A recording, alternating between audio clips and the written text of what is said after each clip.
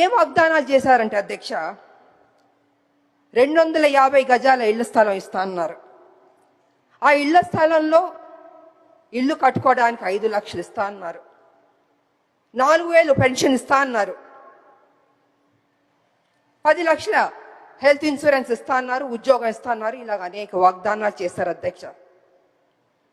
నాకు నిజంగా చాలా సంతోషం అనిపించింది అధ్యక్ష. కానీ ఏమైందంటే అధ్యక్ష, అధికారంలోకి వచ్చింది కాంగ్రెస్, అన్నీ జరిగిపోయినాయి అధ్యక్ష. చూస్తూ చూస్తూ 2 సంవత్సరాలు అయిపోయింది అధ్యక్ష. ఇంతవరకు మా ఉద్యమకారులకి మా ప్రభుత్వం ఇవ్వలేదు అధ్యక్ష. అది కొంచెం నాకు బాధగా అనిపించింది అధ్యక్ష.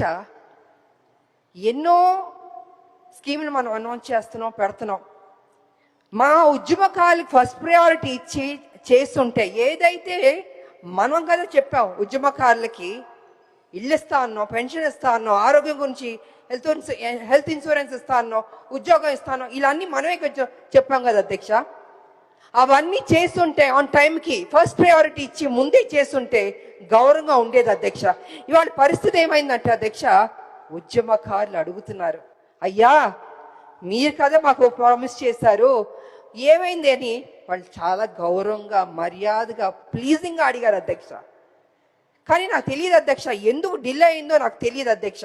ఇవాళ కమిటీ వేస్తానని కూడా అని చెప్పారు. నా ఉద్దేశంలో అయితే అధ్యక్ష, కమిటీ అన్నది కొంచెం డిలే అవుతుంది అధ్యక్ష. ఇప్పటికే 2 ఏళ్ళు అయిపోయింది, 2 ఏళ్ళు పైన అయిపోయింది మా ప్రభుత్వం వచ్చి, కాంగ్రెస్ ప్రభుత్వం. తొందరగా వాళ్ళకి ఏం మనం వాగ్దానం చేస్తే బాగుంటుందని అధ్యక్ష.